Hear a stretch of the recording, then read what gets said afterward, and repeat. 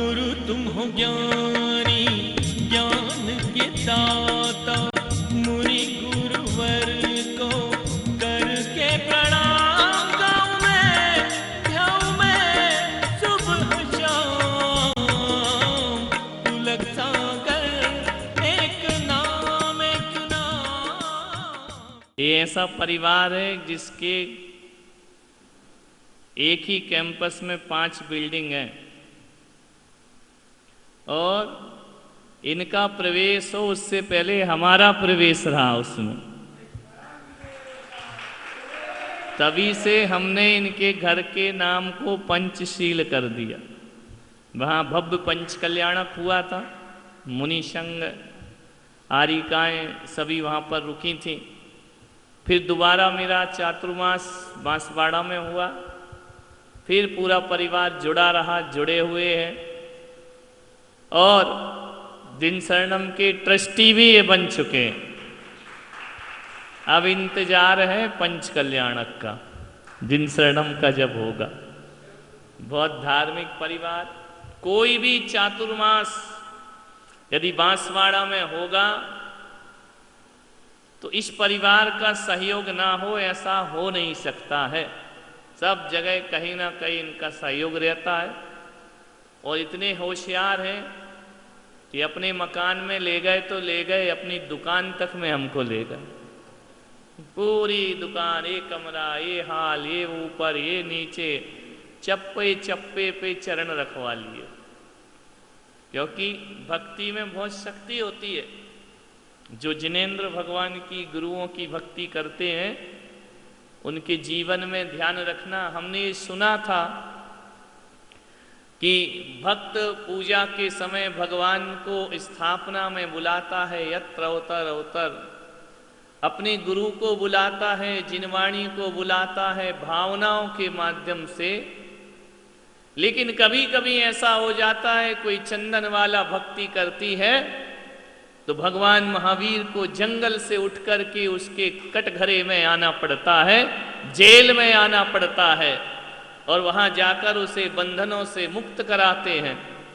तो वह वैसा चमत्कार अतिशय आज भी होता है। जब भक्त पुकारता है तो उनके गुरुओं को अपने कक्ष से उतर के उनके घर और दुकान में भी जाना पड़ता है। कहते भक्त के बस में है भगवान।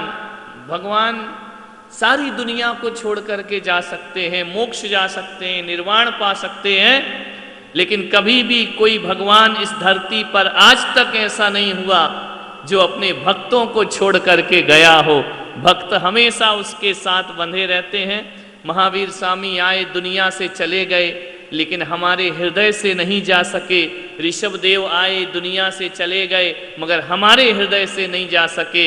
और हम भी 2-2 बार चातुर्मास करके बांसवाड़ा से आ गए, लेकिन इन जैसे भक्तों के हृदय से बाहर नहीं। तभी तो खिंचे चले आते हैं दूर दूर से। इतने दूर से आना, 12-12 घंटे की यात्रा करना, रात को 1-1, 2-2 बजे पहुंच रहे हैं। चलो जिन शरणम पूजा करना है, भक्ति करना है, आराधना करना है। तो ये भवितव्यता की निशानी है। ऐसे ही लोगों को भावी निर्वाण भाजनम, एक दिन वह आता है कि जिनेंद्र भगवान की भक्ति करते करते भक्त भी भगवान बन जाता है, निर्वाण को प्राप्त कर लेता है। पूरा परिवार बहुत धार्मिक है, धर्मनिष्ठ है, कर्तव्य परायण है और पूरे सदाचार का पालन करने वाला। ऐसे ये 5 पांडवों का परिवार है पूरा। आसपास बिल्कुल जुड़े हुए मकान हैं, देख करके बहुत अच्छा लगता है। एकता, प्रेम आज भी इन सब भाइयों में, परिवार में अटूट प्रेम है, एकता है, समर्पण है, गुरुओं की भक्ति है। उनकी माताजी भी आज यहाँ पर आई हैं। ऐसा भरा पूरा परिवार देखकर माता पिता का हृदय गर्व से चौड़ा हो जाता है। पिता के लिए, इनकी जीवन की धर्मनिष्ठा के लिए और इनका जो परिवार में रिद्धि सिद्धि जो प्राप्त होना चाहिए, शुभ लाभ में जीवन हो, इसके शब्द, इसकी भावनाएं बड़े बड़े विधान भी पढ़ लो, लेकिन शांति विधान का आनंद कुछ और हुआ करता है। किस तरह से आह्वान किया, आना है तो मेरे मन के मंदिर में आकर मंत्र जाप कर लिया, गुरु के सामने बैठकर यदि धर्म ध्यान कर लिया तो मन फिर कहीं भी बाहर जाने वाला नहीं है। वह एकाग्र हो जाता है, वह लीन हो जाता है, बार बार मन वहीं वहीं गुरु चरणों में पहुंच जाता है। एक भय बना रहता है, यदि गड़बड़ कर ली तो गुरुजी डांट देंगे, गुरुजी कहेंगे ऐसा जाप क्यों करते हो, ऐसी माला क्यों करते हो। तो ध्यान रखना, गुरुओं का सानिध्य वो सानिध्य होता है जहां पर अनुशासन पालना नहीं पड़ता, उनकी उपस्थिति से सब जगह अनुशासन का निर्माण हो जाया करता है। गुरु पहुंच जाए, हर व्यक्ति अनुशासित हो जाता है, मन की चंचलताएं रुक जाती हैं, शरीर की चेष्टाएं रुक जाया करती हैं। ये गुरु का बहुत बड़ा उपकार होता है हमारे जीवन में। ध्यान रखना, मैं देखता हूँ ना, कई यहाँ पे खड़े हैं, मैं आ रहा हूँ, बातचीत कर रहे, हंसी मजाक कर रहे, जैसे ही देखा महाराज आ रहे अपने आप अलर्ट हो जाते, बिल्कुल चुप हो जाते हैं। हमने कुछ कहा क्या, हमने कुछ डांटा क्या, हमने कुछ दंड दिया क्या, कुछ भी नहीं दिया। ये गुरु का प्रभाव है कि मन अपने आप ठहर जाता है, वृत्तियां अपने आप ठहर जाती हैं, चित्त का निरोध होना प्रारंभ हो जाया करता है। यह गुरु भक्ति और जिन भक्ति का प्रभाव हुआ करता है। कहा जाता है घर में बैठकर पूजा करो तो 100 गुना फल मिला करता है, और वही पूजन किसी नदी सरोवर के पास करो तो 1000 गुना फल मिला करता है। वही पूजन किसी जिनालय में जाकर करो तो 1,00,000 गुना फल मिला करता है, और वही पूजन किसी तीर्थ पर जाकर कहो तो करोड़ गुना फल हमें प्राप्त हुआ करता है। ये तीर्थ स्थान, यहाँ पर बैठकर साक्षात देव शास्त्र गुरु के सानिध्य में जिनेंद्र भगवान की आराधना करना, एक जिनेंद्र भक्ति के अलावा श्रावक के कल्याण का कोई दूसरा मार्ग नहीं हुआ करता है। ग्रस्त है, संसार में है, प्रपंच में है, दुनिया में है, तो वह क्या करे, इतना त्याग तपस्या नहीं कर बैठ जाए, इतना त्याग तपस्या नहीं कर सकता है, इतनी साधना उससे नहीं हुआ करती है। उसे ग्रस्त की जिम्मेदारियों का भी निर्वहन करना पड़ता है, परिवार की व्यवस्थाओं को भी देखना पड़ता है। लेकिन कहा गया है 24 घंटे में यदि 24 मिनट कोई जिनेंद्र भगवान की भक्ति कर लेता है तो 24 घंटे के पाप पुण्य में बदल जाया करते हैं। इतनी ताकत श्रद्धा भक्ति से जो करता है, लगन से जिनेंद्र आराधना, मनुष्य तन पाया, जिनेंद्र भगवान की पूजा ना की, व्यर्थ है वह शरीर प्राप्त करना। इतना उन्नत ललाट पाया, इतना ऊंचा भाल पाया, और जिनेंद्र के चरणों में ना झुका, उस भाल की कोई कीमत नहीं हुआ करती है। इतने सुंदर नयन पाए, रोशनी पाई, और जिन राज के दर्शन ना कर सके वो नयन नयन नहीं हुआ करते हैं, वो व्यर्थ के हुआ करते हैं।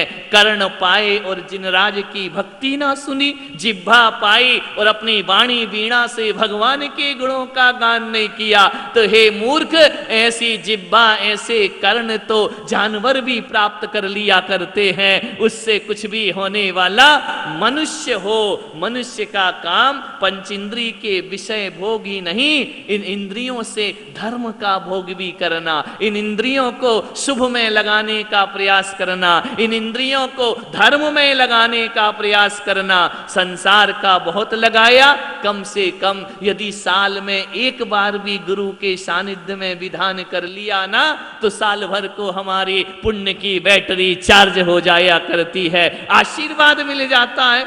आदमी बच्चा पढ़ता दिन भर, छोटे छोटे बच्चे भी आए हैं पूरे पंचशील परिवार के, उनसे भी देखो ना, पढ़ते हैं, स्कूल जाते हैं, 6-6 महीने स्कूल पढ़ रहे हैं। अभी तो कोरोना में बंद है, लेकिन जब स्कूल होते हैं 6-6 महीने, 2.5 महीने स्कूल में जाकर के पढ़ते हैं। मालूम है, रोज जाते हैं तब जाकर एक दिन रिजल्ट प्राप्त हुआ करता है। रोज जाओ तब रिजल्ट मिलता है, एक दिन में नहीं मिलता।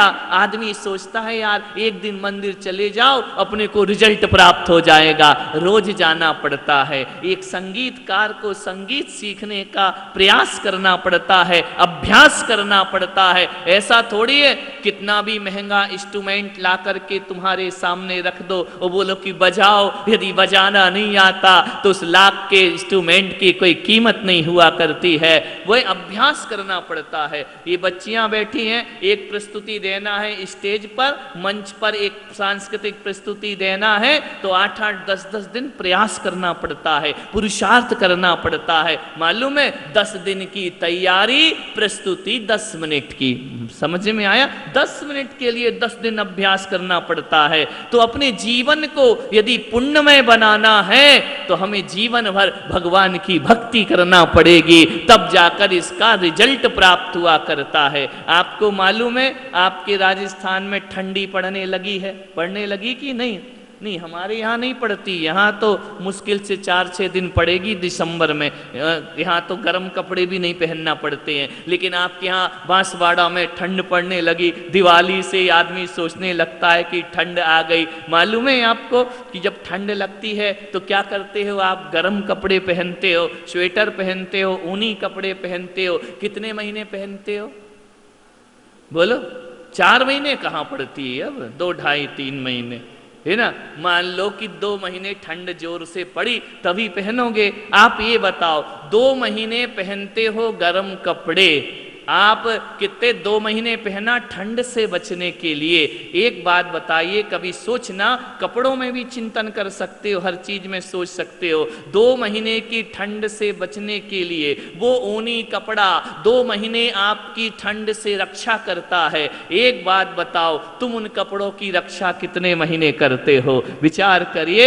10 महीने तुम संभाल के रखते हो, तब 2 महीने वो तुम्हारी रक्षा करता है, तब वो तुम्हें बचाता है। 10 महीने संभालोगे तब 2 महीने कपड़ा तुम्हें संभालेगा। विचार समझ में आ रहा है ना? तो जो 10 महीने धर्म करता है तब धर्म 2 महीने तुम्हारी रक्षा करने को तैयार होते हैं। जीवन भर माल विचार करिए, ये फल है, ये फसलें हैं, ये अनाज हैं, इनको सुरक्षित रखोगे तब तुम्हारा पेट भरेगा, नहीं तो सुरक्षित नहीं रखा तो तुम्हारा पेट भरने वाला नहीं है। विचार करो, सोचना है आपको। ये जो आप जो गहने पहनती है ना महिलाएं, बड़े सुंदर सुंदर ऑर्नामेंट पहनते हैं, आभूषण पहनते हैं, मालूम है कब पहनती हो? शादी में, विवाह में, पर्यूषण में, मांगलिक अवसर पर पहनती हो। लेकिन उनकी संभाल कब तक करती हो? जिंदगी भर प्राणों से भी प्यारा उन्हें संभाल के रखते हो, तब जाके आभूषण तुम्हारा सौंदर्य बना करता है।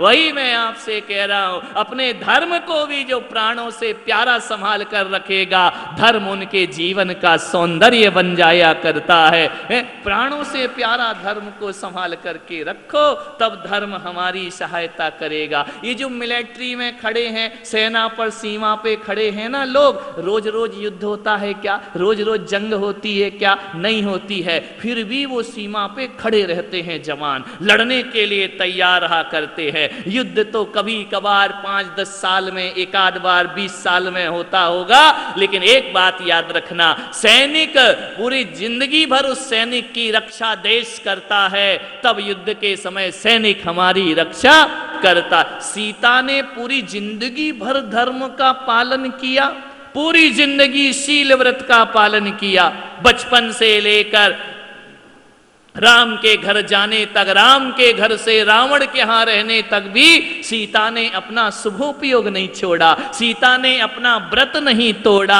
ध्यान रखना, जीवन भर सीता अपने शील की रक्षा करती है, तब एक बार अग्नि कुंड में धर्म उसकी रक्षा करता है। ध्यान रखना, जीवन भर धर्म की रक्षा की थी सीता ने, तब एक बार धर्म। हम सोचते यार कि एक बार मंदिर जाएं और जिंदगी भर धर्म हमारी रक्षा कर करते रहे। नहीं, धर्म रक्षा कब करता है? जब संकट आते हैं। धर्म रक्षा कब करता है? ध्यान रखना, छोटी मोटी बातों में धर्म को मत बुलाया करो। सिर दुख रहा है, ठीक नहीं होता है, लाओ कोई मंत्र दे दो, कोई धर्म दे, ये छोटी मोटी तो मेडिकल की दवाई भी ठीक कर देगी। ध्यान रखना, उसमें ज्यादा ध्यान लगाने की कोशिश मत करो। पूरी जिंदगी जब दाव पर लगती है तब धर्म हमारी रक्षा को आकर के खड़ा हो जाया करता है। मानतुंग का पूरा जीवन दाव पर लग गया, तब 48 तालों में जिन्हें बेड़ियों में जकड़ के रख दिया, पूरे जीवन भर मानतुंग आचार्य ने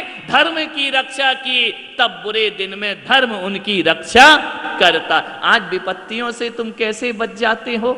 कष्ट से कैसे बच जाते हो? आप सब यहां बैठे हैं, आपके जीवन में भी तो संकट आते होंगे ना, विपत्तियां आती होंगी, आपत्तियां आती होंगी, निराशा आती होंगी। लेकिन जब वो निराशा चली जाती है तो आपको लगता है यार इतना बड़ा संकट टल गया। कैसे टल गया पता ही नहीं चला। अरे कैसे पता चलेगा? ये संकट तभी टला है जब अच्छे दिनों में तुमने भगवान की भक्ति की है, तब ये संकट ऐसे चला जाता है कि हमको पता ही नहीं पड़ता है। कौन मानस है जीवन में जिसके जीवन में संघर्ष नहीं हुआ करता है? कौन व्यक्ति है इस दुनिया में जिसके जीवन में कोई संकट और कष्ट नहीं आया करते हैं? आप और हम तो मामूली लोग हैं।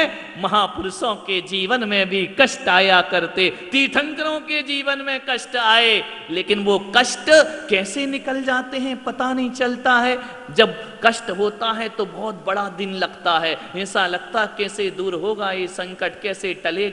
लेकिन जब टल जाता है ना तो पूरे अपन जितना भी संघर्ष है वो भूल जाया करते हैं और फिर आनंद में जीना प्रारंभ कर देते हैं। विचार करो, कोरोना में कितने लोग चले गए और आज अपन यहाँ बैठ के पूजा कर रहे हैं। क्या काम आया है? मास्क काम नहीं आया, ये सैनिटाइजर काम नहीं आया है, ध्यान रखना, ये वैक्सीन भी काम नहीं आई है। अरे पूरी जिंदगी भर हमने कुछ धर्म कर लिया होगा तो आज यहां बैठकर भगवान की पूजा कर। धर्म हमारी सहायता करता है, धर्म सहायता करते हुए दिखाई नहीं देता है, लेकिन बहुत बड़ी ताकत बनकर हमारे साथ साथ धर्म चला करता है। धर्म की अटूट शक्तियां होती हैं, बड़े बड़े संकटों को, विनाश को जो बोलो कितने लोग चले गए इस कोरोना से। ऐसी चिताएं जली कि एक एक चिता पर 4-4 लोगों को जलाना पड़ा। ऐसे नजारे इन आंखों ने देखे हैं। विचार करे, मैं बांसवाड़ा में था जहां चतुर्मास था, चारों तरफ आज इसकी अर्थी उठ गई, कल उसकी अर्थी उठ गई, आज वो चला गया, कल वो चला गया। चारों तरफ बल्लियों से हमारे मंदिर को चारों तरफ से बंद कर दिया। शाम को हम लोग फिर निकल के कमर्शियल कॉलोनी चले गए। ध्यान रखना, बड़ा अद्भुत नजारा था बांसवाड़ा का। एक भी दिन प्रवचन नहीं हुआ, एक भी दिन कार्यक्रम नहीं हुआ, कुछ नहीं, बस यही देखते रहे। सारण पुण्यार्जक परिवार जिन शरणम तीर्थ धाम के परम संरक्षक संघपति श्री प्रदीप मामा, प्रतिभा मामी भोपाल।